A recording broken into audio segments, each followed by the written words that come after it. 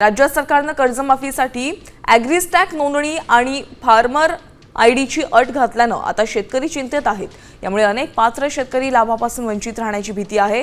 सर्व पात्र शेतकऱ्यांची नोंदणी तातडीनं पूर्ण करण्यासाठी प्रशासनानं आता ग्रामस्तरावर विशेष मोहीम राबवण्याचे निर्देश दिलेत। यामुळे शेतकऱ्यांना तातडीनं जवळच्या महा ई सेवा केंद्रात नोंदणी करण्याचं आवाहन करण्यात आलंय। शेतकरी बांधवांनो, यंदा तुम्ही जर पेरणी केली असेल आणि फक्त आबाळाकडे बघत बसला असाल तर एक गोष्ट लक्षात घ्या, तुम्हाला आता संकटाच्या वेळी मोठा फटका बसू शकतो। कारण आता पीक विम्याचा खेळ पूर्णपणे बदलला आहे। शेतात पीक उभं असेल, सातबाऱ्यावर तुमचं नाव असेल, आधार कार्ड खिशात असेल तरी देखील ॲग्रीस्टॅक फार्मर आयडी आणि डिजिटल ई पीक पाहणीची नोंद नसेल तर नुकसान भरपाईच्या दारात तुमचा अर्ज अडकू शकतो। म्हणून ही बातमी शेवटपर्यंत नीट ऐका, कारण एका छोट्याशा चुकीमुळे वर्षभराची तुमची मेहनत आणि हजारो रुपयांचं पीक विम्याचं कवच तुमच्या हातून निसटू शकतं। एक गोष्ट लक्षात घ्या, चालू खरीप हंगामासाठी पीक विमा अर्जाची अंतिम मुदत आपल्या महाराष्ट्र सरकारकडून निश्चित करण्यात आली आहे आणि ती मुदत आहे 31 जुलै 2026। पण लक्षात ठेवा, शेवटचा दिवस येईपर्यंत बिलकुल थांबायचं नाही, कारण अंतिम दिवसात पीक विमा पोर्टलवर अचानक गर्दी वाढते, सर्व्हर संत होतो, कागदपत्र अपलोड होत नाहीत आणि डोळ्यांसमोर तारीख निघून जाते। मग शेतकरी सीएससी केंद्राबाहेर उभा राहतो आणि मोबाईलवर फक्त एकच संदेश दिसतो, सर्व्हर उपलब्ध नाही। आता ही वेळ तुमच्यावर येऊ देऊ नका। आजच कागदपत्र गोळा करा, उद्याच अर्जाची प्रक्रिया पूर्ण करा आणि भरलेली पोचपावती हातात घेऊनच घरी परता। हा एका जिल्ह्यापुरता विषय नाही, संपूर्ण महाराष्ट्रासाठी अतिशय मोठा बदल करण्यात आला आहे। पूर्वी काही ठिकाणी पीक विम्याची माहिती जिल्ह्याप्रमाणे दिली जायची, पण यंदाचा विषय हा फक्त नाशिक, पुणे, सोलापूर किंवा मराठवाड्यापुरता मर्यादित राहिलेला नाहीये। महाराष्ट्रातील सर्व क्षेत्र म्हणजे सर्व जिल्हे आणि सर्व अधिसूचित पिकांसाठी सुधारित प्रधानमंत्री पीक विमा योजना लागू करण्यात आली आहे। राज्यातील जिल्ह्यांची विभागणी 12 जिल्हा समूहांमध्ये करण्यात आली असून प्रत्येक समूहासाठी निविदा प्रक्रियेतून वेगवेगळ्या विमा कंपन्यांची नियुक्ती करण्यात आली आहे। म्हणजे मुंबई उपनगर वगळता राज्यातील अधिसूचित ग्रामीण भाग, तालुके, महसूल मंडळे आणि मंडळ गटांमधील पात्र शेतकरी या प्रक्रियेमध्ये सहभागी होऊ शकतात। पण या ठिकाणी एक गोष्ट लक्षात घ्या, महाराष्ट्रामध्ये 36 जिल्हे आहेत आणि सगळ्या जिल्ह्यांमध्ये प्रत्येक पीक विमा यादीत समाविष्ट असेलच असं नाही। तुमचं पीक, गाव, महसूल मंडळ किंवा तालुका योजनेत अधिसूचित आहे का नाही हे कृषी कार्यालय, पीक विमा पोर्टल किंवा संबंधित विमा कंपनीकडून आधी तपासून घ्या। आता याचा अर्थ तुम्ही स्पष्टपणे समजून घ्या शेतकरी बांधवांनो, तुम्ही एखाद्या जिल्ह्यात राहत असाल, त्या जिल्ह्यामध्ये कोणत्या पिकांना पीक विमा सरकारने मंजूर केलेला आहे ते आधी तुम्ही लक्षात घ्या। जर तुमच्या जिल्ह्यामध्ये काही पिकांना पीक विमा मंजूर करण्यात आला असेल, इतर जिल्ह्यांमध्ये त्या पिकांना विमा भेटणार नाही। अशाच पद्धतीची प्रक्रिया आपल्या संपूर्ण महाराष्ट्रातील सगळ्या जिल्ह्यांमध्ये लागू होईल। म्हणजे अहमदनगरमध्ये जर ऊस पिकासाठी पीक विमा सरकारने मंजूर केलेला असेल तर विदर्भातील इतर जिल्ह्यांमध्ये ऊस पिकाला विमा भेटणार नाही, कारण पेरलेलं पीक यादीमध्ये नसताना चुकीच्या पद्धतीने अर्ज केला तर नंतर भरपाईची अपेक्षा करून काही उपयोग होणार नाही। म्हणून विमा अर्ज भरताना सगळ्यात आधी तुम्ही कोणत्या पिकासाठी विमा अर्ज भरताय याकडे नीट लक्ष द्या। ते पीक विम्याच्या यादीत आहे का हे आधी तुम्ही चेक करून पहा। यंदा कोणत्या कोणत्या खरीप पिकांना सरकारने पीक विमा मंजूर केलेला आहे हे सुद्धा तुम्ही लक्षात घ्या। शेतकरी मित्रांनो, यंदा फक्त 8 पिकांचा विचार करून चालणार नाही। महाराष्ट्रातील वेगवेगळ्या क्षेत्रांमध्ये खरीप हंगामासाठी एकूण 14 प्रमुख पिकांचा समावेश करण्यात आला आहे। आता तृणधान्य आणि कडधान्य गटामध्ये भात, खरीप ज्वारी, बाजरी, नाचणी, मूग, उडीद, तूर आणि मक्का या पिकांचा समावेश करण्यात आला। आता गळीत धान्य गटामध्ये भुईमूग, कारले, तीळ आणि सोयाबीन या पिकांना पीक विमा भेटणार आहे। आता नगदी पिकं जर तुम्ही घेत असाल तर नगदी पिकांसाठी कापूस आणि खरीप मधला कांदा या 2 अत्यंत महत्वाच्या पिकांचा समावेश होणार आहे। पण खरी गंमत पुढे आहे, एकाच पिकासाठी महाराष्ट्रातील सगळ्या जिल्ह्यांमध्ये पीक विमा सारखा राहणार नाही। प्रत्येक जिल्ह्यामध्ये त्या एका पिकासाठी पीक विमा बदलू शकतो। एखाद्या जिल्ह्यात जर पीक विम्यासाठी 28,000 रुपये त्या पिकाला मिळत असतील तर इतर जिल्ह्यांमध्ये तीच रक्कम 20,000 किंवा 25,000 सुद्धा राहू शकते। एखाद्या जिल्ह्यात समजा सोयाबीनची रक्कम वेगळी असू शकते तर दुसऱ्या जिल्ह्यात त्या सोयाबीनसाठी तुम्हाला जास्त किंवा कमी सुद्धा रक्कम मिळू शकते। आता याच्या मागे जिल्ह्याप्रमाणे उत्पादन, उंबरठा उत्पादन, जोखीम, अधिसूचित क्षेत्र म्हणजे विम्याचं क्षेत्र आणि विमा कंपनीचा दर असे अनेक घटक काम करतात. म्हणून सोशल मीडियावर फिरणारी सगळ्या महाराष्ट्रात अमुक पिकाला इतकाच विमा अशी पोस्ट पाहून लगेच विश्वास ठेवू नका. आता हप्ता किती भरावा लागणार हा बहुतेक शेतकऱ्यांसमोर एक मोठा प्रश्न असतो. इथं शेतकऱ्यांनी नीट कान देऊन ऐकायचं आहे. खरीप हंगामातील अन्नधान्य आणि गळीत धान्य पिकांसाठी शेतकऱ्यांचा कमाल हिस्सा म्हणजे जास्तीत जास्त हिस्सा विमा रकमेच्या 2% पर्यंत मर्यादित राहील. म्हणजे भात, ज्वारी, बाजरी, नाचणी, मूग, उडीद, तूर, मका, भुईमूग, कारळे, तीळ आणि सोयाबीन यांसारख्या पिकांसाठी रकमेच्या 2% पर्यंत हप्ता लागू शकतो. नगदी पिकांमध्ये कापूस आणि कांदा यांच्यासाठी कमाल हिस्सा 5% पर्यंत राहू शकतो. म्हणजे तुम्हाला 5% विम्याचा हप्ता भरावा लागेल. आता जर वास्तवदर्शी विमा दर यापेक्षा कमी असेल तर शेतकऱ्यांकडून कमी असलेला दर घेतला जाईल. आता उरलेला पात्र विमा हप्ता केंद्र आणि राज्य शासनाकडून नियमानुसार अनुदानाच्या स्वरूपात भरला जाणार आहे. म्हणून CSC केंद्रावर अर्ज भरताना पिकाप्रमाणे अधिकृत हिश्श्यापेक्षा जास्त पैसे बिलकुल देऊ नका. Server charge, form passing charge, लवकर मंजुरी शुल्क किंवा विशेष विमा शुल्क म्हणून अतिरिक्त पैसे मागितले तर त्याची तुम्ही पावती मागा. पावती जर द्यायला पुढच्याने नकार दिला तर तातडीने तालुका कृषी कार्यालय, तहसील कार्यालय किंवा जिल्हा अधीक्षक कृषी कार्यालयाकडे तक्रार सुद्धा तुम्ही नोंदवू शकता. ॲग्रीस्टॅक फार्मर ID शिवाय तुमचं पाऊल पुढे पडणार नाही. आता सर्वात महत्वाचा नियम सुद्धा समजून घ्या.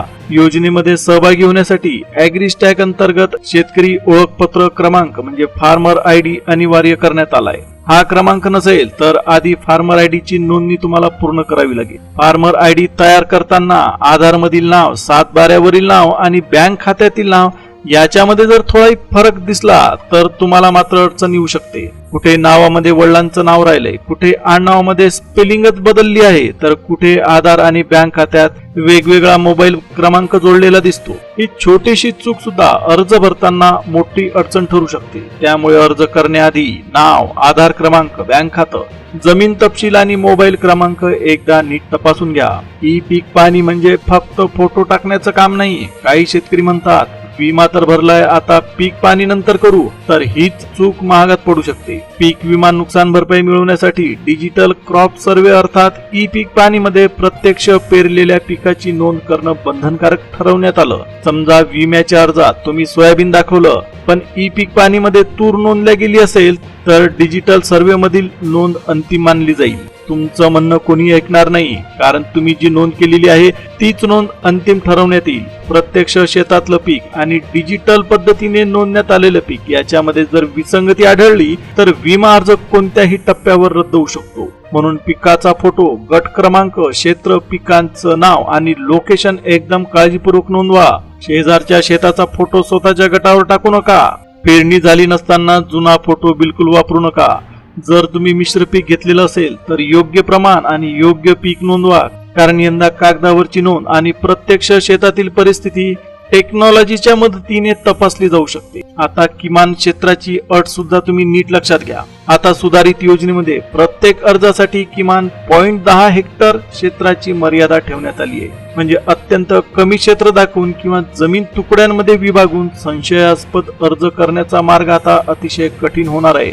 कर्जदार आणि बिगर कर्जदार अशा दोन्ही प्रकारच्या शेतकऱ्यांसाठी सहभाग ऐच्छिक राहणार आहे. जर तुम्हाला वाटत असेल तर तुम्ही पीक विम्यासाठी अर्ज करू शकता आणि जर तुम्हाला वाटत असेल याची काही गरज नाही तर तुम्ही या प्रक्रियेपासून लांब राहू शकता. जर कोणी कुळाने शेती करत असेल तर अशा पात्र शेतकऱ्यांना सुद्धा सहभाग घेता येणार आहे. पण अशा प्रकरणात नोंदणीकृत भाडे करार पोर्टलवर अपलोड करावा लागेल. मृत शेतकऱ्यांच्या नावाने अर्ज केला तर थेट कारवाई. इथं कुठलीही हुशारी चालणार नाही. मृत शेतकऱ्यांच्या नावाने खोटी कागदपत्र जोडून दुसऱ्याच्या जमिनीवर किंवा प्रत्यक्षात न पेरलेल्या पिकावर विमा अर्ज केल्याचं जर दिसून आलं तर अर्ज तात्काळ रद्द होईल. एवढंच नाही, फसवणुकीच्या उद्देशाने विमा घेतल्याचं सिद्ध झालं तर संबंधित अर्जदारावर पीक विमा आणि कृषी विभागाच्या काही DBT योजनांचा लाभ घ्यायला सुद्धा 5 वर्षांची बंदी लागू शकते.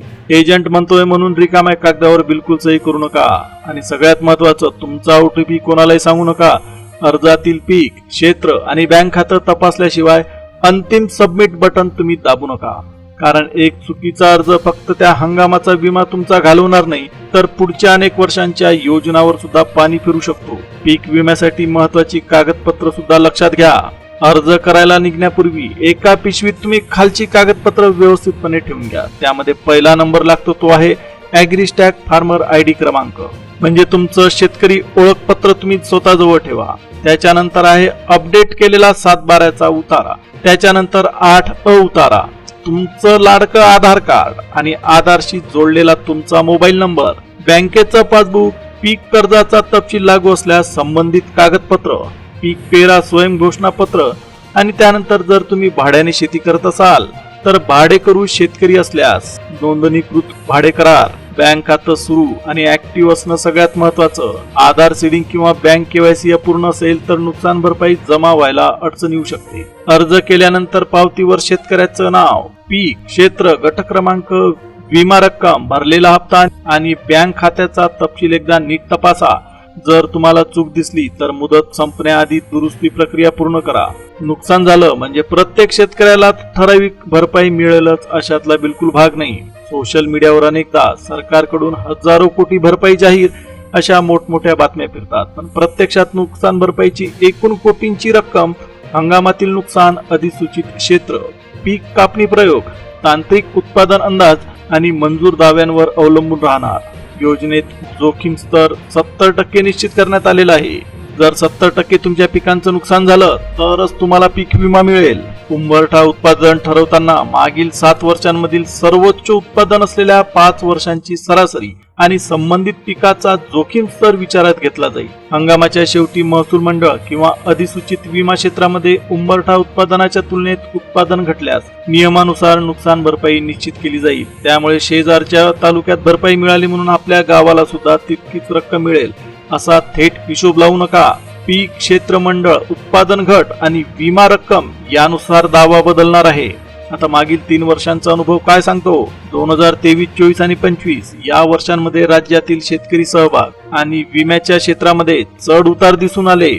काही भागात मोठ्या संख्येने अर्ज झाले तर काही ठिकाणी पीक नोंद, आधार, बँक खातं, चुकीचा पीक पेरा आणि अधिसूचित क्षेत्रातील तफावतीमुळे अर्ज अडकले सुद्धा.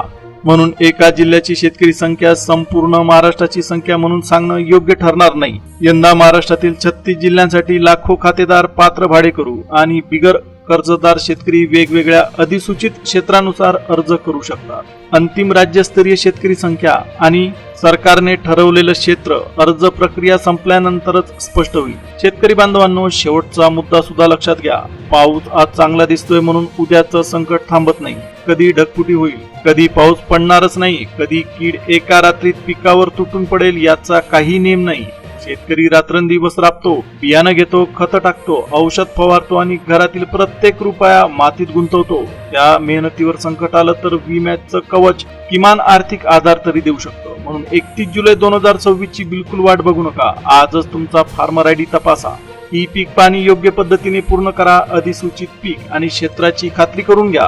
कागदपत्र घेऊन अधिकृत CSC केंद्रावर जा. बँक, विमा प्रतिनिधी किंवा पीक विमा पोर्टलच्या मार्फत अर्ज भरा. अधिकृत हप्त्यापेक्षा 1 रुपया सुद्धा जास्त देऊ नका. आणि सर्वात महत्वाचं म्हणजे अर्जाची पावती तुम्ही जपून ठेवा, कारण शेतातलं पीक फक्त तुमची कमाई नसते. त्या पिकात मुलांचं शिक्षण, घराचं कर्ज, औषधं आणि संपूर्ण कुटुंबाची आशा उभी राहते. तर मित्रांनो, जर तुम्हाला पीक विमा भरायचा असेल तर त्याबद्दलची अत्यंत डिटेल माहिती आजच्या व्हिडिओमध्ये दिलेली आहे. पीक विम्याची अंतिम तारीख, कोणती कागदपत्र लागतील, कशा पद्धतीने तुम्हाला पीक विमा मिळेल, कोणती काळजी तुम्ही घेतली पाहिजे याबद्दल संपूर्ण माहिती आजच्या व्हिडिओत देण्यात आलेली आहे. व्हिडिओ आवडला असेल तर व्हिडिओला लाईक द्या, चॅनलला सबस्क्राईब करा, जवळच असलेल्या बेल नोटिफिकेशनला ऑल वर सेट करा. आता पुन्हा भेटूया एका नवीन व्हिडिओमध्ये नवीन माहितीसह. तोपर्यंत धन्यवाद.